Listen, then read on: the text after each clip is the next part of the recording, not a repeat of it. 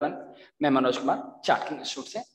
Guys मैं आज उस टॉपिक पर बात करूंगा जो बहुत मोस्ट इम्पॉर्टेंट टॉपिक है। मतलब आप इस चीज को समझो कि ये इतना इम्पोर्टेंट टॉपिक है जो नए न्यू कॉमर्स मार्केट में आते हैं वो इसको ज्यादातर इसको इग्नोर करते हैं।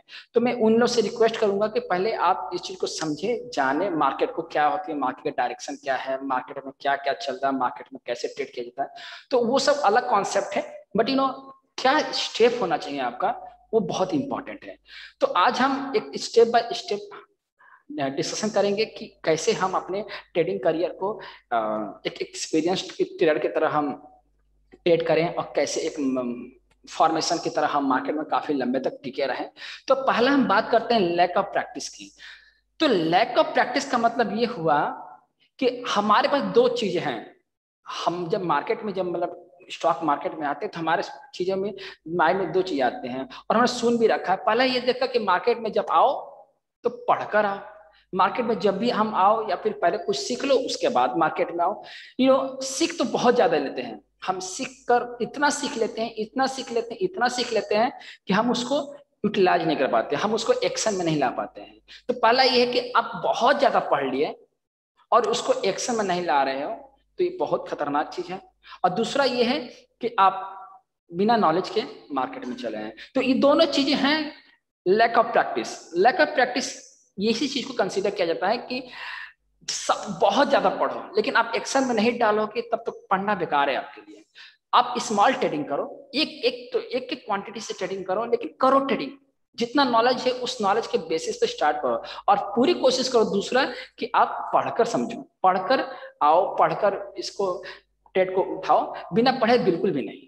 बिना पढ़े मतलब बिना नॉलेज के, बिना नॉलेज के अगर मार्केट में आते हो तो डेफिनेटली आपको बहुत ज्यादा नुकसान का सामना करना पड़ सकता है। ठीक है गाइस, तो ये बहुत जरूरी है आपके लिए पढ़ना लिखना, पढ़ना लिखना, मार्केट को समझना। अब हम दूसरी बात करते हैं कि बेस्ट इंस्ट्रूमेंट्स। इस मार्केट में ऐसा नहीं कि इक्विटी का ही ऑप्शन है, आपके पास बहुत सारे ऑप्शन है। आप चाहो तो इक्विटी के सिवा आप कमोडिटी भी ले सकते हो, करेंसी भी ले सकते हो, पेयर करेंसी फॉरेक्स भी ले सकते हो। बहुत सारे आपके पास ऑप्शन है जिसके बेसिस पर आप ट्रेडिंग कर सकते हो। और हाँ, कोशिश यही करना है आप लोगों को और हाँ, कोशिश आप लोग को यही करना है कि अभी डेरिवेटिव की तरफ मूव ऑन न करें। डेरिवेटिव एक बहुत ही अट्रैक्टिव पार्ट है, बहुत ही अट्रैक्टिव, बहुत रिस्क उसमें ज्यादा होता है तो रिवार्ड भी ज्यादा होता है, बहुत सारे पैसा होता है। तो मैं यही सजेस्ट करूंगा कि आप लोग अभी डेरिवेटिव की तरफ मूव ऑन ना करें। अभी आपको इक्विटी की तरफ या फिर कमोडिटी में भी करें, कमोडिटी भी करना है तो आप ईटीएफ पे ज्यादा फोकस करें, इन्वेस्टमेंट पे ज्यादा फोकस करें, ये आपके लिए बेटर रहेगा। ग्रेजुअली आप स्टेप बाय स्टेप चलेंगे तो आपके लिए बहुत बेटर ऑप्शन रहेगा। तो इक्विटी हो गया, कमोडिटी हो गया, फॉरेक्स हो गया, CFD हो गया, आपके पास अभी तो करंटली वो भी चल रहा है, क्रिप्टो भी चल रहा है। तो यू कैन अप्लाई, मतलब आप उसके साथ भी, क्रिप्टो के साथ भी कर सकते हो, बट बहुत लिमिटेड। अभी उसका कोई फ्यूचर नहीं है, बट लिमिटेड आप क्रिप्टो में भी जा सकते हो। ठीक है गाइस, तो ये आपका बेस्ट इंस्ट्रूमेंट है आपके ट्रेडिंग के लिए। और तीसरा जो सबसे ज्यादा इंपॉर्टेंट पिलर है सक्सेसफुल ट्रेडिंग के लिए, वो है ट्रेडिंग साइकोलॉजी। ट्रेडिंग साइकोलॉजी ये आपके ट्रेडिंग के लिए इतना इंपॉर्टेंट है और इतना ज्यादा ही इग्नोर होता है ट्रेडिंग में, इतना ज्यादा इग्नोर होता है कि जिसकी हद नहीं। मतलब इस ट्रेडिंग में ट्रेडिंग साइकोलॉजी 90% कवर करती है। ये इतना 90% कवर करती है और 10% आपका चार्ट ही काम करता है, 10% ही चार्ट काम करता है और 90% आपकी ट्रेडिंग साइकोलॉजी, और 90% चीजों को हम इग्नोर करते हैं और 10% चीजों को हम ज्यादा फोकस करते हैं। तो ये मैं यही रिक्वेस्ट करूंगा आपसे कि प्लीज इन सब चीजों को अवॉइड कीजिए। क्यों?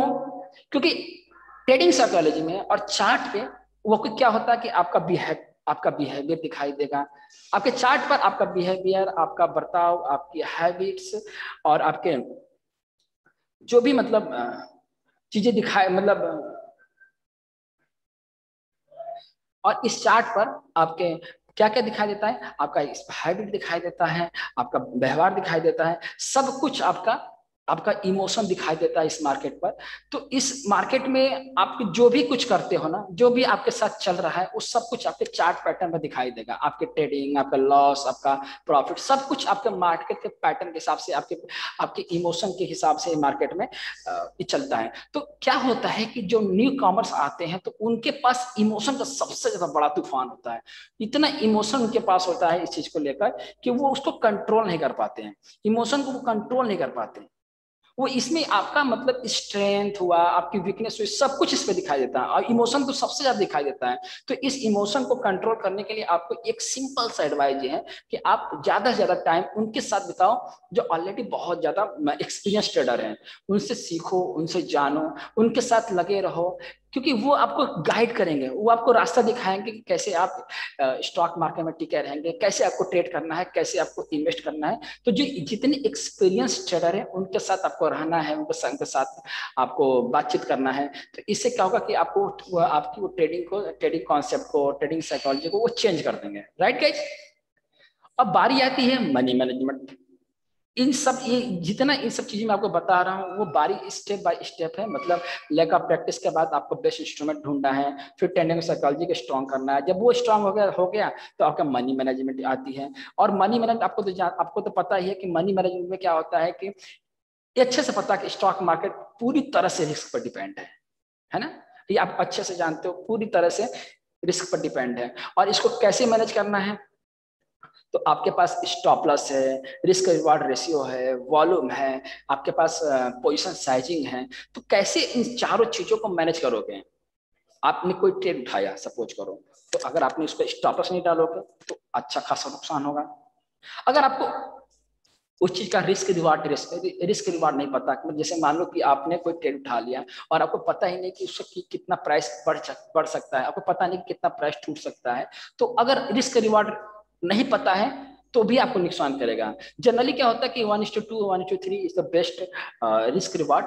तो आप उसको फॉलो करो। मतलब आप जो भी ट्रेड देखो कि हमारा स्टॉप लॉस कितना पॉइंट का आ रहा है, हमारा टारगेट कितने पॉइंट का आता है, तो आप पूरी कोशिश करो 1:2 एंड 1:3 के रेशियो से, रिस्क रिवार्ड के रेशियो से आप ट्रेड करो। और सबसे ज्यादा इंपॉर्टेंट है आपके वॉल्यूम। वॉल्यूम का मतलब ये नहीं कि स्टॉक्स की वॉल्यूम, आपकी ट्रेडिंग का वॉल्यूम। आप जितना कम ट्रेडिंग की वॉल्यूम करेंगे उतना ज्यादा मार्केट में सरवाइव करेंगे। आप पूरी कोशिश करो कि छोटे छोटे ट्रेड उठाओ और कम से कम 5-7 स्टॉक्स आप ले सकते हो। ऐसा नहीं कि भर भर के लेना है 5-7, आप छोटे छोटे लोगे तो क्या पता कि आपके 2 स्टॉक चलेंगे, 3 स्टॉक नहीं चला, 3 स्टॉक चलेंगे, 2 स्टॉक नहीं चला। तो इस तरह से एक मैनेज रहेगा आपका, ट्रेड साइज भी मैनेज रहेगा और आपका वॉल्यूम भी मैनेज रहेगा और आपके पास उतना प्रेशर भी नहीं रहेगा आपका मनी मैनेजमेंट का। Right guys? अब हम बात करते हैं पोजीशन साइजिंग की। तो पोजीशन साइजिंग में आपके पास सपोज करो कि आपके पास 10,000 रुपए हैं, तो ऐसा नहीं कि 10,000 एक ही कैपिटल में डाल देना है, नहीं करना है। आप उसको मैथमेटिकल कैलकुलेट करो, कितना आपको पास, कितना एक स्टॉक में डालोगे, कितना दूसरे स्टॉक में डालोगे, कितना तीसरे स्टॉक में डालोगे।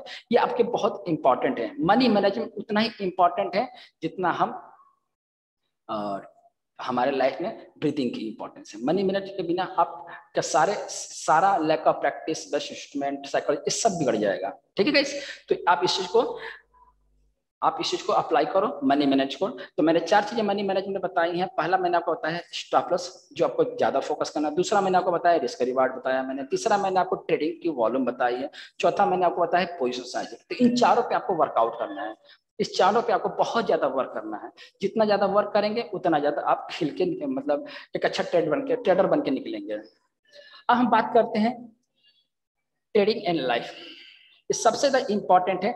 एक्चुअली क्या होता है ट्रेडिंग एंड लाइफ में, ये आपको डिसाइड करना है ट्रेडिंग लाइफ में कि हम अपने ट्रेड को कैसे मैनेज करें, हम कैसे इस चीज को, मार्केट को बनाएं। तो बेसिकली क्या होता है कि जब भी हम आते हैं तो हमारे पास हम लगे पड़े हैं, मतलब हम ट्रेड के चार्ट देखे जा रहे हैं, सोशल मीडिया पर सब स्टॉक्स की रिकमेंडेशन देखे जा रहे हैं, सब रीड करते जा रहे हैं, चार्ट देखे जा रहे हैं। कुछ समझ में नहीं आ रहा लेकिन चार्ट देखे जा रहे हैं। तो मैं कुछ बताऊंगा कि आपको क्या करना है। एक पर्टिकुलर टाइम को डिवोट कीजिए, एक पर्टिकुलर टाइम को डिवोट करेंगे। मतलब आप एक टाइम निकालेंगे कि हमें इसी टाइम पीरियड पर हमें मार्केट को देखना है। तो उसको एक टाइम बांधिए। जो भी मतलब जो वर्किंग है, नॉन वर्किंग है, जो भी है आप लोग, तो अपने आप को बहुत ज्यादा ये मान के चलो कि आपको डिवोट दे करना है अपने आप में, ठीक है। और दूसरा चीज, ट्रेडिंग जो है ना एक्सट्रीम कंसंट्रेशन चाहता है।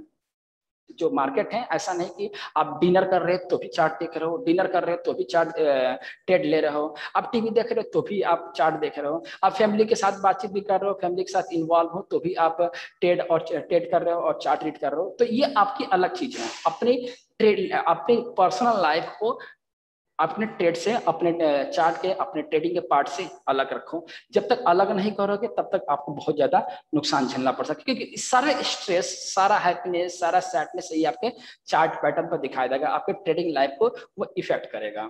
ये मेरा मानना है कि आप इसको बिल्कुल ना करो, क्योंकि ट्रेडिंग अपने आप में एक्सट्रीम कंसंट्रेशन चाहिए, मतलब बहुत ज्यादा कंसंट्रेशन चाहिए इसमें, ठीक है गाइस। तो इस चीज को ध्यान में रखिएगा। और सब कुछ बताने से बता रहा हूं मैं आपको, तो इन बताने में इस सब चीजों पर इतना वर्कआउट, इतना काम कीजिए। और इतना काम नहीं, मतलब आपको 20 से 25 दिन कर इस चीज को फॉलो कर लेंगे तो